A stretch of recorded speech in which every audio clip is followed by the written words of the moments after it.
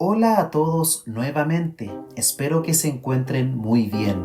Antes de empezar, quiero agradecer a todos quienes siguen el canal, le dan me gusta y comparten el contenido para que cada vez más amantes de la historia medieval puedan conocer este canal. En esta oportunidad describiremos a los saurópsidos, el clado de animales vertebrados al cual pertenecen los reptiles y las aves. Clado se refiere a un grupo de organismos que comparten un ancestro común y así todos sus descendientes.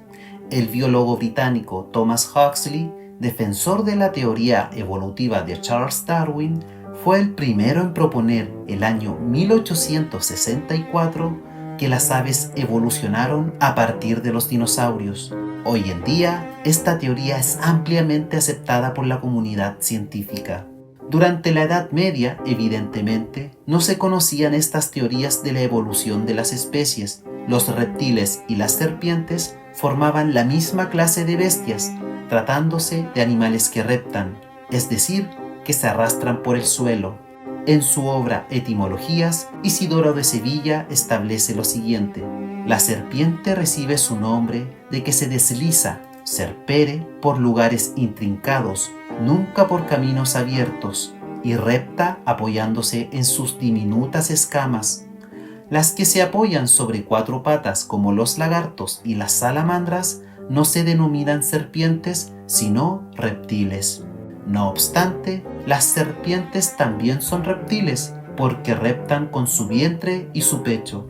Por otra parte, las aves estaban agrupadas en una misma clase, sin importar si éstas podían o no podían volar. Todas las aves poseen plumas, alas y pico, sin importar si se trata de palomas y tórtolas pequeñas que solo comen semillas, águilas y halcones que cazan otras aves más pequeñas, o si se trata de un ave no voladora como el avestruz.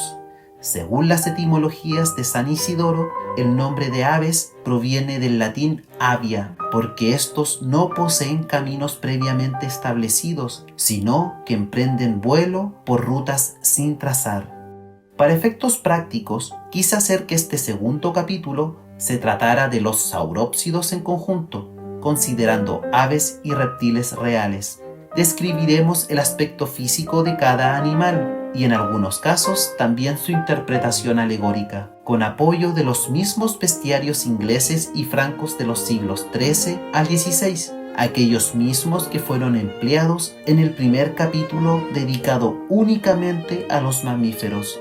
Como se explicó en el anterior episodio, los bestiarios se basaban en descripciones que provenían de autores del mundo clásico y paleocristiano, siendo todas muy similares en su contenido escrito, aunque en lo que respecta a la representación iconográfica, son diversos los medios usados para ilustrar las miniaturas de los manuscritos de bestias. Un autor muy referenciado, en especial por sus descripciones acerca de las aves, fue el clérigo francés del siglo XII, Hugues de Fouillois, o Hugo de Folieto, en su obra De Avibus, también conocida como Aviario, desde el cual se extrajeron la mayoría de las descripciones de aves contenidas en los manuscritos a partir del siglo XIII en adelante. Sin más dilación, iniciaremos con la descripción de los saurópsidos según los bestiarios medievales. En las miniaturas de los bestiarios es común que las abubillas se representen en grupo o más bien en familia. Las abubillas jóvenes vuelven al nido para cuidar de su padre ya viejo, limpiándolo y acicalándolo, quitándole las plumas viejas para que se renueve. Las abubillas, según la interpretación cristiana, representan a los hijos que honran a sus padres, como así lo establecen los mandamientos. El águila, por su parte, toma su nombre de la agudeza de su vista, acumen o colorum. Se dice que puede ver peces debajo del agua desde mucha altura, tan alto que se pierde de la vista humana. Como muestran las miniaturas en la mayoría de los bestiarios, las águilas pueden mirar al sol directamente sin cerrar los ojos. Al nacer, los polluelos de águila deben mirar los rayos del sol sin parpadear, ya que si lo hacen son abandonados por sus padres por considerarlos una deshonra para su especie. En algunos manuscritos se aprecia que cuando el águila envejece y sus ojos se obscurecen, ésta vuela hacia el sol para quemar el velo de sus ojos y luego se sumerge en un charco de agua para recuperar la vista. Finalmente, cuando el pico de las águilas crece demasiado, éstas lo rompen a propósito contra las filosas rocas para luego afilarlo con las mismas. El águila recibía interpretaciones tanto favorables como desfavorables. Así como el águila renueva su juventud, también puede hacerlo el hombre de ropa vieja y ojos apagados, que debe buscar la espiritualidad y elevar su conciencia hacia Dios. La roca sobre la que el águila afila su pico es Cristo, sobre la que el hombre puede afinar su alma. La capacidad del águila de mirar directamente al sol representa la capacidad de Cristo de mirar directamente a Dios. Y así como el águila eleva a sus crías hacia el sol, así los ángeles elevan almas dignas hacia Dios. El avestruz tiene nombre griego, estrutio. Es un animal que muestra alas a semejanza del resto de las aves, pero nunca se eleva de la tierra. No se preocupa de incubar sus huevos, sino que depositados en tierra, estos se animan con el calor del suelo. A menudo las avestruces son representadas escondiendo sus huevos en la arena, incluso en medio del desierto. Estas abandonan sus huevos despreocupándose por completo de sus crías, no mostrando ningún tipo de apego. Es común también que estas enormes aves se muestren con una herradura en su pico, ya que según la creencia son capaces de digerir el mismísimo hierro. Así como el avestruz olvida sus huevos, del mismo modo el hombre debería olvidar el mundo. Y así como el avestruz mira a la estrella, de igual manera el hombre debería concentrarse en el cielo.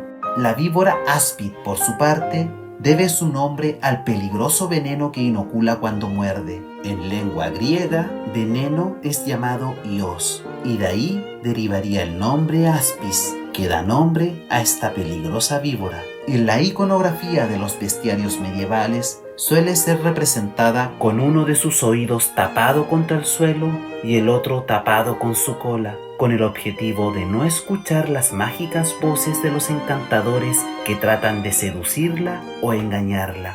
La boa es una serpiente de tamaño descomunal que, según las etimologías, procede de Italia. Debe su nombre a que devora sobre todo el ganado bovino, de ahí su nombre boa. Cuando la boa muerde las ubres de una vaca, es capaz de succionarla por completo.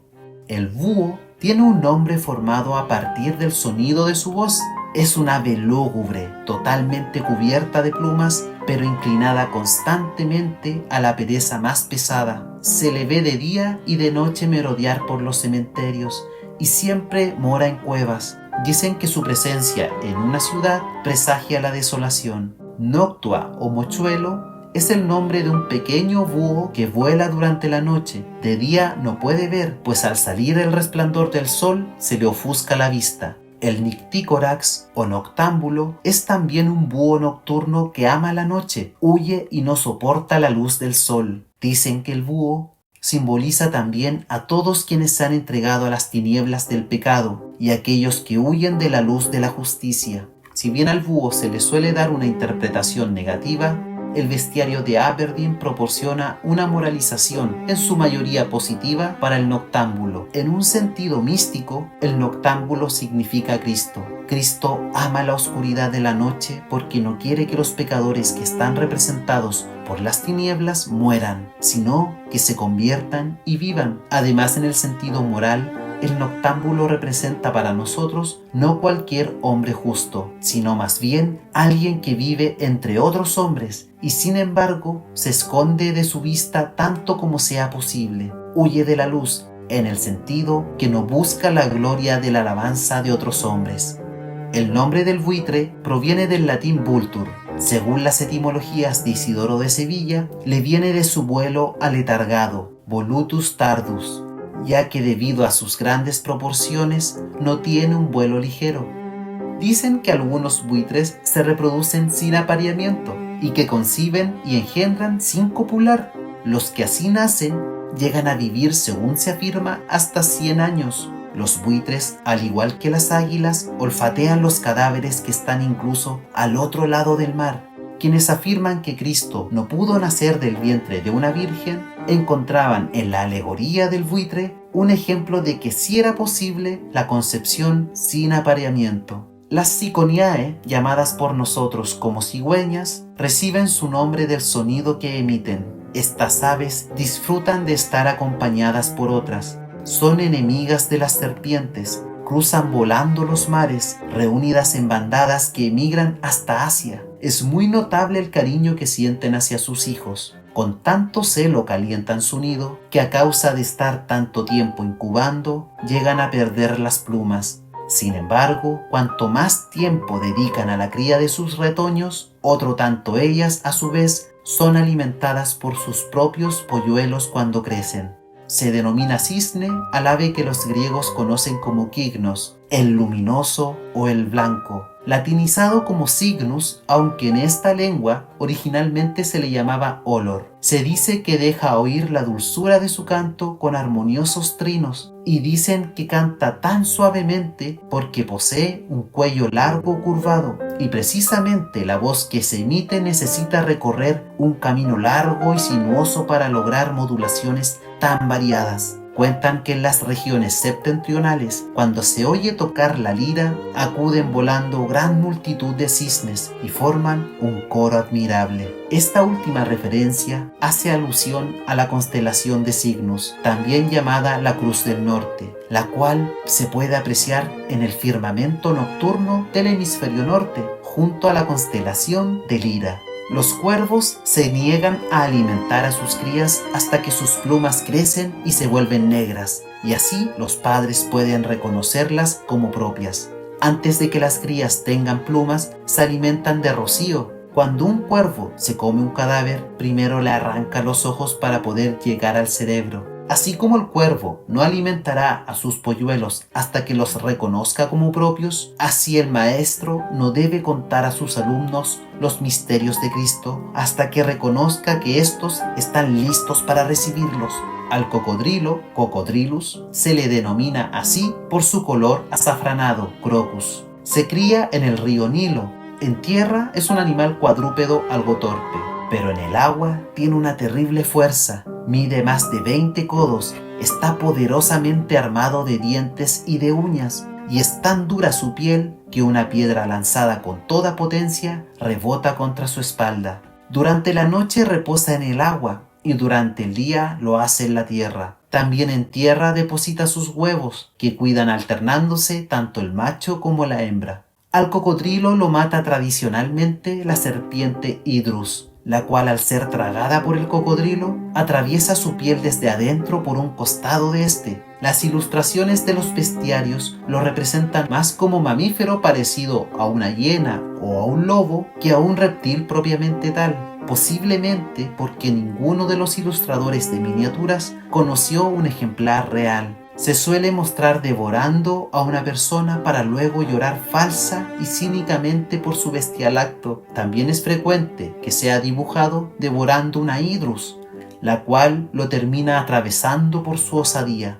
El milano o kite es extremadamente rapaz. Siempre vuela cerca de donde se prepara la carne para poder tomar rápidamente cualquier carne cruda que se deseche. Roba los animales sacrificados de los altares y se alimenta de carroña. No es capaz de capturar aves del bosque, por lo que acecha a las aves domésticas y a las más jóvenes. El milano representa a quienes se deleitan con los placeres carnales, especialmente los golosos. Así como esta ave no puede atrapar aves silvestres y solo caza a las aves domésticas más débiles, el diablo se alimenta solo de los débiles de espíritu. La focha es un ave inteligente. A diferencia de otras aves, no vuela, sino que permanece en un solo lugar. Come pescado, pero no cadáveres. Construye su nido en medio del agua o sobre una piedra rodeada de agua. Cuando ve venir una tormenta, regresa a su nido y se sumerge bajo el agua. La focha representa al hombre que vive según la voluntad de Dios y permanece dentro de la iglesia, en lugar de desviarse por el camino de la herejía o seguir los placeres mundanos. El gallo tiene la inteligencia para decir la hora. y por eso sabe cuándo cantar. Justo antes de cantar, extiende sus alas y se golpea. Algunos dicen que las extremidades del gallo se destruyen si se mezclan con oro líquido. Los leones tienen miedo de un gallo de color blanco. En las miniaturas de los bestiarios medievales, el gallo se suele representar cantando con la cabeza echada hacia atrás. A veces se muestran dos gallos peleando. La historia del león que le tenía miedo al gallo se cuenta en algunos de los manuscritos. Acabaremos esta primera parte del bestiario medieval de reptiles y aves con la garza. No te pierdas la segunda parte de este episodio, donde acabaremos de describir al resto de saurópsidos contenidos en los manuscritos de bestias.